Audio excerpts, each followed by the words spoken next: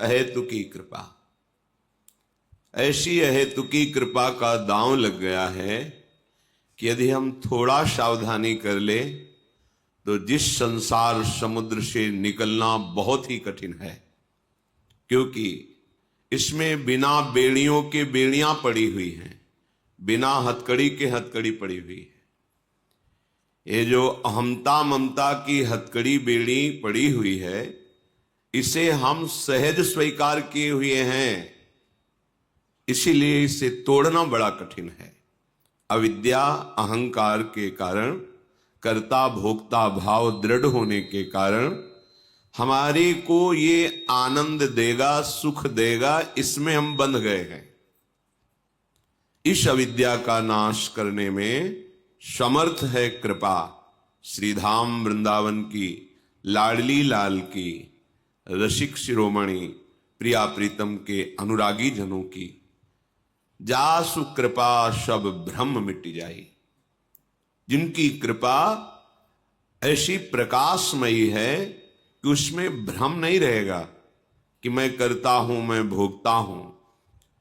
जो मन 5 ज्ञानेंद्रियों के साथ विषय भोगों में सुख की खोज कर रहा है, ये भ्रम खत्म हो जाएगा। यदि हम कृपा का आश्रय ले लें तो बहुत शीघ्र हमारे हृदय में ज्ञान का प्रकाश हो जाए। कृपा का आश्रय इसलिए कह रहे हैं कि इसमें अहम जो अविद्या का राज्य स्थापित करता है वो नष्ट हो जाता है। जब हम किसी साधन पक्ष में अहम करके करते हैं तो वो शुभ कर्म हो जाता है, पर वो भगवत प्राप्ति कराने योग्य नहीं रहता। वो बंधन मुक्त करने की सामर्थ्य नहीं रखता, उसे शुभ कर्म कहते हैं। उत्तम लोगों की प्राप्ति हो सकती है, लेकिन आवागमन से मुक्त होकर के परम पद में, परम प्रेम में स्थित होना ये बड़ा कठिन है। हमारे ऊपर कृपा हुई है, अब इस कृपा का हम आदर करें। इसी जन्म में, कम समय में हम निश्चिंत हो सकते हैं, निर्भय हो सकते हैं। हमें कोई भय नहीं, कोई चिंता नहीं, बस आश्रय ले लें धाम का, नाम का, प्रियालाल के चरणों का, भगवत प्रेमी महात्माओं का। विश्वास कर लीजिए, यही आश्रय आपको निश्चिंत कर देगा, निर्भय कर देगा। यद्यपि अपने में भगवत प्राप्ति की योग्यता नहीं है, पर हमने जिनका आश्रय लिया है वो एक कृपा कोर से हमें भगवत प्राप्ति करा सकते हैं। सर्वतो भावेन, मन वचन कर्म से हम उनका आश्रय ले लें।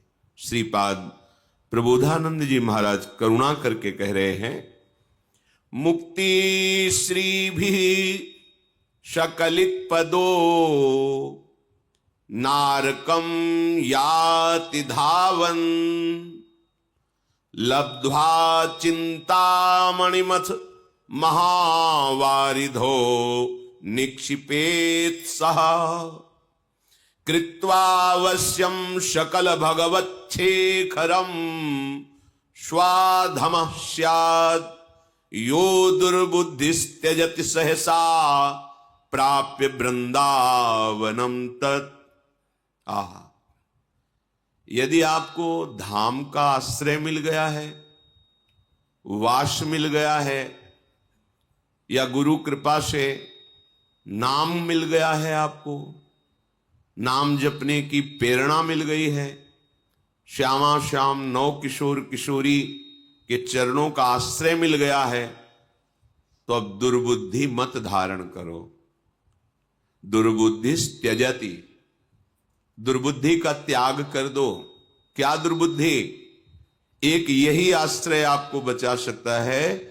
धन का आश्रय, शरीर का आश्रय, बुद्धि का आश्रय, समाज पद प्रतिष्ठा, जन समुदाय का आश्रय, ये आपकी रक्षा नहीं कर सकता। यदि आपने नाम, धाम, श्यामा श्याम, उनके प्रेमी रसिक महापुरुष जन, इनके आश्रय की अवहेलना करके अन्य आश्रय स्वीकार किया, तो कह रहे हैं मुक्ति श्री भी सकलित पदो नारकम याति धावन। मानो मोक्ष पदवी तुम्हारे हाथ में आ गई थी, पर तुमने उसका त्याग करके नरक की तरफ दौड़ पड़े। धनाभिमान, जनाभिमान और भी कुलाभिमान, विद्याभिमान, रूपाभिमान, बहुत प्रकार से अभिमान का हम आश्रय ले लेते हैं। ये हमें अभिमान दुर्गति प्रदान करता है। संस्कृति के मूल चक्र का यह स्वरूप है। ब्रह्म, मूल प्रकृति, त्रिगुणात्मिका प्रकृति, महतत्व और अहंकार बिल्कुल नजदीक है। ये बड़ी ऊंचाई पे है। ये अहम जब देह भाव में स्थित हो जाता है, तब गुणाभिमान, विद्याभिमान, धनाभिमान, जनाभिमान ये प्रकट होता है। अगर ये कोई भी अभिमान एक है इनमें से, मुझे अध्यात्म मार्ग में सफलता प्राप्त नहीं होगी, ना होने देगा, ये अहंकार, ये मिटना बहुत आवश्यक है। ये तभी मिटता है जब हमें भगवत कृपा से साधु समागम प्राप्त होता है। तीन मुख हरिजस सुनत श्रवण मानो न त्रपित छिन। और हमारी जब ऐसी वृत्ति बन जाती है कि उन महापुरुषों के श्री मुख से निकले हुए भगवत रसामृत में डूबे हुए वचन श्रवणेन्द्रिय के द्वारा हम पान करते हैं, और हमारी ऐसी लालसा जागृत हो जाती है कि मुझे ऐसा सौभाग्य मिले कि मैं नित्य श्रवण करूं और निरंतर इसी आज्ञा पे रहूं, तो फिर तिनकी संगति रहत जाति कुल मद सब नंसई। फिर ऐसे भगवत प्रेमी महात्माओं के संग से समस्त अहंकार का नाश हो जाता है। और जहां अहंकार नष्ट हुआ, नितिक धर्मिन संग, तो रंग बढ़त नित नित सरस, नित नित प्रेम अभंग, यह जो कृपा हरिवंश की। फिर हम भगवत प्रेमी महात्माओं से ऐसी आसक्ति कर बैठते हैं कि हम उनके संग के बिना, उनके वचन के बिना, उनके दर्शन के बिना जी ही नहीं सकते। जो आसक्ति संसार में बंधन का कारण थी, वही जब भगवत प्रेमी महात्माओं से हुई तो मोक्ष का खुला हुआ द्वार बन गई। हमारा हृदय प्रेम अभंग स्थिति को प्राप्त कर लेता है। एक बार जब प्रेम प्रकट होता है तो कभी घटता नहीं है और कभी नष्ट नहीं होता, और इसका स्वभाव है प्रतिक्षण वर्धमानम, ये प्रतिक्षण बढ़ता रहता है। पर इसका प्रभाव यह है कि प्रेमी के हृदय में सदैव प्रेम की अपूर्णता का अनुभव होता है। उसको ऐसा लगता है, ये प्रेम का प्रभाव है कि मुझ में किंचन मात्र भी प्रेम नहीं, मैं बहुत अधम नीच हूं, ऐसा अनुभव होता है। जैसे जैसे प्रेम बढ़ेगा वैसे वैसे उसको ये अनुभव होगा। क्यों? अगर अनुभव हो जाए कि मैं प्रेमी हूं, तब तो अहम जागृत हो जाएगा, फिर बात बनेगी नहीं।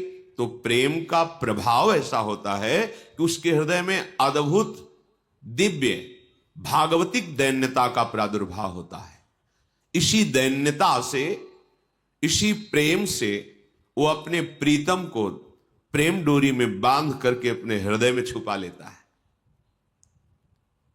जय श्री भट्ट, प्रेम रस बंधन क्यों छूटे दृढ़ फंद। ये प्रेम की डोरी में आराध्य देव ऐसे बंध जाते हैं, वो छूट ही नहीं पाते। नित नित प्रेम अभंग, बड़ा सूक्ष्म है प्रेम। एक बार प्रकट होता है, प्रतिपल बढ़ता रहता है।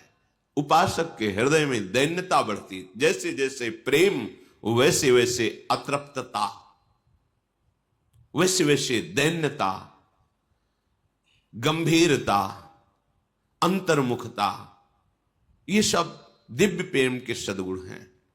निरंतर अपने प्रीतम की सानिध्य का अनुभव, प्रीतम के चिंतन की स्वाभाविक वृत्ति, अखंड स्मृति उसके हृदय में जागृत हो जाती है। तो यहां श्रीपाद सावधान कर रहे हैं कि यदि तुम्हें भगवत प्रेमी संत का आश्रय, धाम का आश्रय, अखंडवास, प्रिया प्रीतम के चरणों की आराधना, तो दुर्बुद्धि मत करना। बहुत दुर्लभ बात मिल गई है। अपने अज्ञानी जन है, इसलिए प्रियालाल की इस हेतु की कृपा को खिलवाड़ समझते हैं। ये जो जन्म जन्म से हमारा भटकना हो रहा था, मिटने का समय आ गया अब। पर हम इतने बहिर्मुख हैं, इतने विषयानंद में डूबे हुए हैं कि भगवत कृपा की अवहेलना कर देते हैं। श्रीपाद आदेश कर रहे हैं, कह रहे हैं कि यो दुर्बुद्धि त्यजति, तुम ऐसी दुर्बुद्धि का त्याग कर दो। कोई तुम्हारा सहयोगी नहीं होगा। तुम्हारा शरीर भी तुम्हारे अनुकूल थोड़ी चलता है। देख लो, तुम्हारे अनुकूल तुम्हारा शरीर नहीं चलता, तुम्हारी इंद्रियां नहीं चलती, तुम्हारा मन नहीं चलता, तो फिर बाहर किस पर भरोसा करते हो? बात तो और बड़े दूर की बात है। तुम्हारे मन के अनुकूल सब चले, ऐसा तो तुम्हारा मन ही नहीं अनुकूल चलता, इंद्रियां अनुकूल नहीं, शरीर अनुकूल नहीं, फिर बाहर की बात क्या? इसलिए हाथ में आ गई है मुक्ति, मोक्ष पदवी हाथ में आ गई। यदि धाम का आश्रय है, वास है, प्रियालाल का चिंतन है, प्रियालाल के चरणों की शरणागति है, भगवत प्रेमी महात्माओं के वचनामृत का पान कर रहे हैं, तो मुक्ति तुम्हारे हाथ में रखी है। मुक्ति श्री भी सकलित पदो। अब गलती मत करो। नारकम याति धावन, तुम नरक में क्यों जाना चाहते हो? बोले क्या नरक का मतलब? यदि हम भगवान का आश्रय नहीं लेते, नाम जप नहीं करते, भगवत धाम की यात्रा नहीं करते, भगवत प्रेमी महात्माओं का समागम नहीं करते, तो मुझे नरक मिलेगा? भाई हम अपना ठीक से कमाते हैं, खाते हैं, परिवार का पोषण करते हैं, कोई पाप करते हैं क्या जिससे लोग कह सकते हैं कि जरूरी है ये सब होना? भाई हम ठीक से चलते हैं, अपने परिवार का पोषण करते हैं, कमाते खाते हैं, कोई पाप है? देखो, तुम्हें अखिल ब्रह्मांडों की सरकार ने भेजा है, जाओ मनुष्य योनि में और अविद्या का, ज्ञान का नाश करके अपने स्वरूप में स्थित हो, अर्थात मुझे प्राप्त करो। आपने कहा कि हम विरक्त भाव से नहीं रह पाएंगे, हमें स्त्री चाहिए, पुत्र चाहिए, परिवार चाहिए, पद प्रतिष्ठा सम्मान, और आपका भजन भी करेंगे। तथास्तु, ऐसा ही हो, आपको प्राप्त हुआ। लेकिन ये जो आपको प्राप्त हुआ है, ये मूल उद्देश्य की प्राप्ति में सहायक होना चाहिए। आपको जो यहां भेजा गया उसका मूल उद्देश्य है भगवत प्राप्ति। मनुष्य शरीर का मूल उद्देश्य है भगवत प्राप्ति। साधन धाम मोक्ष कर द्वारा, पाई न जे परलोक संभारा। आपको सारी सुविधाएं दी गई है भगवत प्राप्ति के लिए। अब आप स्त्री को, पुत्र को, परिवार को, धन को, वैभव को, मान प्रतिष्ठा को अपनी मान लिया, और ये सरकारी व्यवस्था दी गई थी आपको। भगवत प्राप्ति में सहायक है ये बाधा नहीं है, बस भाव बदल देना है। ये जो आप भोक्ता भाव लेकर के विचरण करते हैं, इसके स्वामी बन बैठे हैं, गलत भाव है, अपराध है। ये सरकारी वस्तु को जबरदस्ती अपने कब्जे में लेकर के उसे अपनी मानना, ये अवहेलना है, अपराध है। जिस दिन जांच होगी उस दिन आपको दंड मिलेगा। चाहे जितना आप निर्माण कर दिए सब ढा दिया जाएगा, चाहे जितना, बस विश्वास कीजिए। श्रुत बनितादि जान स्वार्थ रत ना करुणे सभी ते। ये सरकारी आदमी है, ये आए हैं आपके भक्ति में सहयोग करने के लिए। आप इन अपने कर्तव्य का पालन करते हुए इन्हें भगवत स्वरूप मानकर इनकी सेवा कीजिए और वो प्रभु को समर्पित कर दीजिए, ये भगवत प्राप्ति में सहायक हो जाएगी। लेकिन आप तो स्वामी बन बैठे, भोक्ता बन बैठे। भोक्ता भाव में काम क्रोध आदि का राज्य रहता है, और नरक के यही द्वार हैं। त्रिविधम नरकस्येदम द्वारम नाशन मात्मनः कामः क्रोधा तथा लोभा तस्मादेत्रयम् त्यजेत। तो जो श्रीपाद कह रहे हैं कि भगवद आश्रय छोड़कर आप जो ऐसा भाव करता भोक्ता भाव में जा रहे हैं, मानो मुक्ति को छोड़ करके नरक जा रहे हैं। तो आप गए ना नरक, कामः क्रोधा तथा लोभा, इसी में तो है। कामनाओं से युक्त होकर के कभी लोभ में विचरण करते हैं, कभी क्रोध में। कामना की पूर्ति हुई तो लोभ में, लोभ से और लाभ की इच्छा और भोगने की इच्छा। कामना में बाधा पड़ी तो क्रोध, क्रोध आया तो हिंसात्मक वृत्ति, स्मृति का ही नाश हो गया, मैं किस लिए आया था, क्या कर रहा हूं, और बंधन कारक कर्म कर बैठे, तो सावधान, इस दुर्बुद्धि का त्याग कीजिए। लब्ध्वा चिंतामणिमथ महावारिधो निक्षिपेत सह। श्रीपाद कह रहे हैं तुम्हारे हाथ में चिंतामणि आ गई है। श्रीमद राधा रसुधा निधि में महाप्रभु हरिवंश चंद्र जी कह रहे हैं चिंतामणि प्रणमताम ब्रज नागरीणाम चूड़ामणि कुलमणि वृषभानु नामना। यहां कौन सी चिंतामणि की बात कर रहे हैं? स्वामिनी जू, श्री प्रियाजू। ये लालजू के भी हृदय में परम शीतलता प्रदान करने वाली है, जो अखिल लोकों की कामनाओं को पूर्ण करने वाले, परमानंद का दान करने वाले भगवान श्री कृष्ण हैं। उनको भी ये प्रेम का अद्भुत सुख प्रदान करने में समर्थ हैं लाडली जू। तभी तो मांगत लाल लाडिलो नागर प्रगट भई दिन दिन की चोरी, दान देरी नवल किशोर। चिंतामणि हमारी स्वामिनी जू हैं, तो स्वामिनी जू से कम नहीं है स्वामिनी जू का नाम।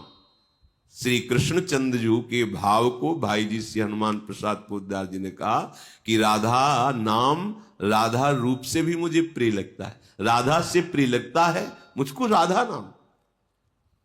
अर्थात जब हमारी जिह्वा पे आ गया राधा राधा राधा, तो मानो चिंतामणि हाथ में आ गई।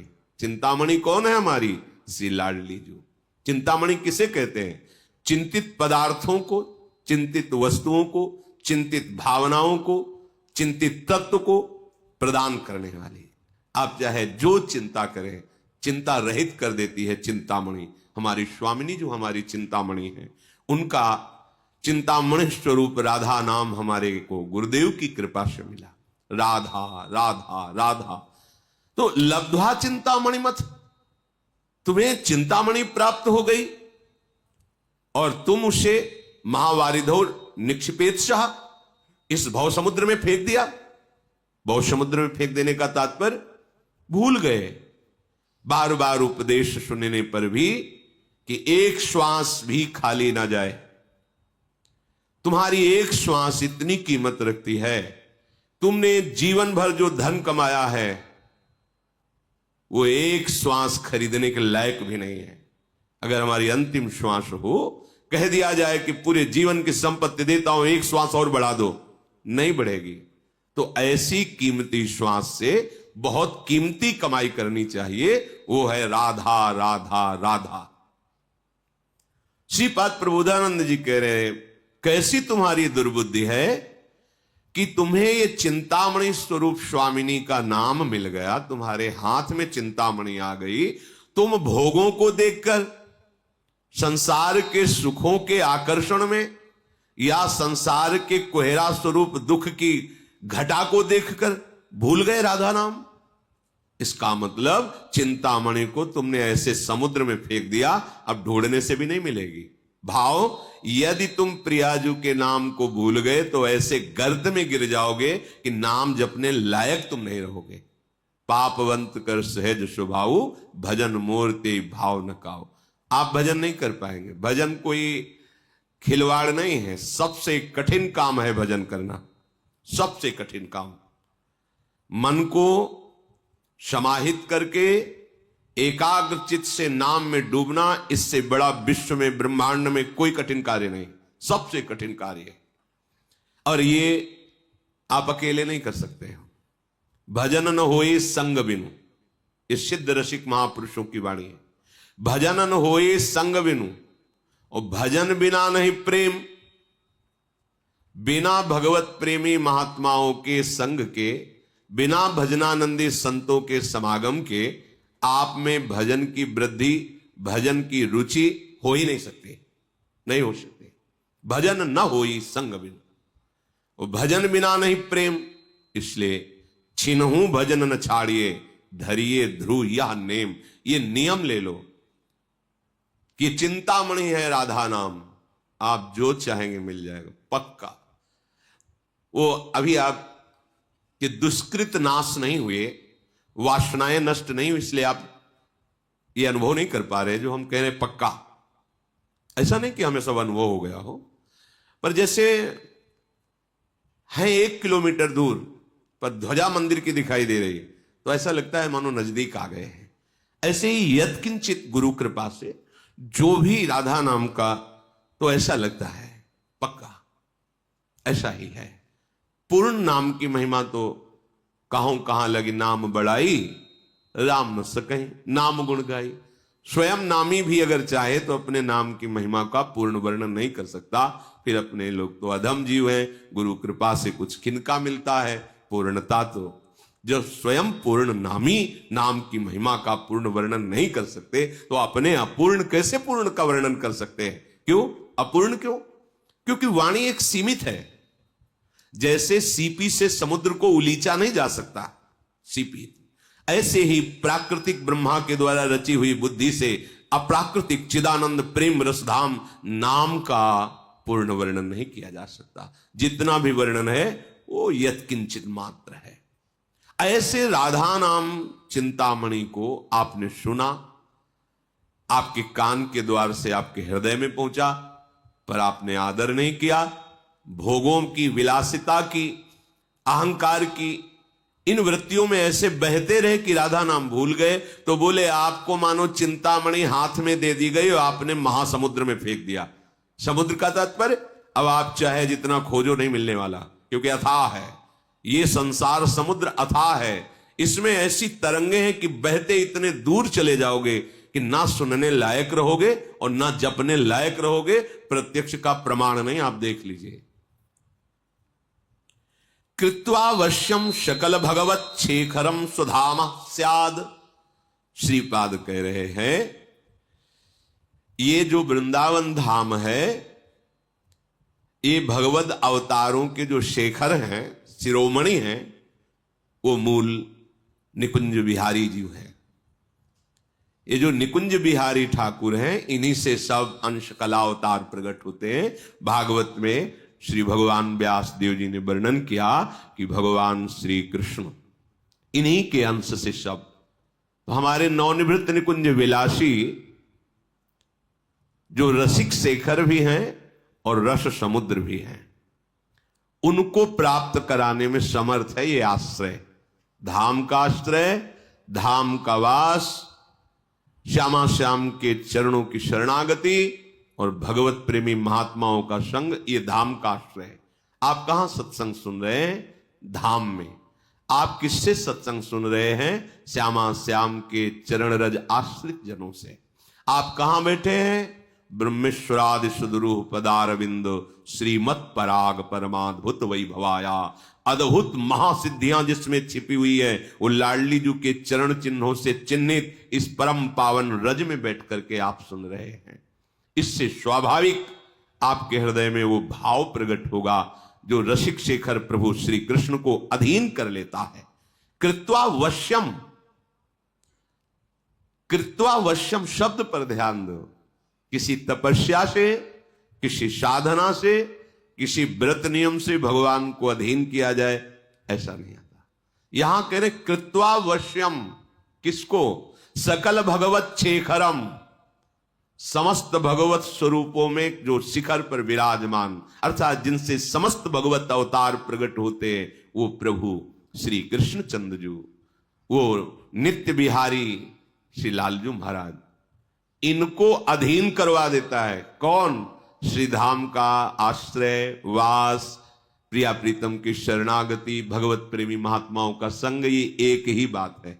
इसे कई शब्दों में कहा जाता है, एक ही बात। जिससे भक्तमाल जी के रचयिता ने गान किया, भक्ति भक्त भगवंत गुरु चतुर नाम बपु एक, इनके पद बंदन किए नासत विघ्न अनेक। कृत्वावश्यम। फिर आपको विश्वास क्यों नहीं हो रहा? आप निश्चिंत क्यों नहीं हो जाते? क्योंकि ये अहंकार जो है गलित नहीं हुआ। नहीं, अभी इसी क्षण जब हम एक नौका पर बैठते हैं तो हमें नदी पार होने में कोई डर नहीं लगता, क्योंकि भरोसा है इस केवट ने बहुतों को पार किया है, सुदृढ़ नाव है, और हम हंसते खेलते बात करते तरंगों का आनंद लेते हुए उस भयावह दरिया से पार हो जाते हैं। फिर वो नाव टूट सकती, प्राकृतिक है, वो केवट असावधान हो सकता है क्योंकि मनुष्य है, तूफान भंवर में फंस सकती है, भयावह है, फिर भी आप निश्चिंत हो जाते हैं। लेकिन यहां केवट अविनाशी है, नाम अविनाशी है। आज तक जो इस नाव में बैठा कभी डूबा ही नहीं, भव समुद्र में सब पार हो गए, फिर आपको विश्वास नहीं होता। श्री हरिवंश प्रताप नाम नौका निज खेवक, स्वयं प्रभु खेने वाले हैं और उनकी नाम रूपी नौका का आश्रय लेकर हम बैठ गए हैं। अब हमको क्या चिंता, पर हम नहीं बैठे हैं। बात यह है, हम बातें केवल करते हैं, हम अहंकार की नौका में बैठे हो। ये नौका जरूर डुबो देती है, कोई भी हो, चाहे तपस्या का अहंकार ही क्यों न हो, जितेंद्रियता का अहंकार, जानकारी का अहंकार, किसी भी तरह का अहंकार है तो हम अहंकार की नौका में बैठे हो, ये नौका जरूर डुबोती है।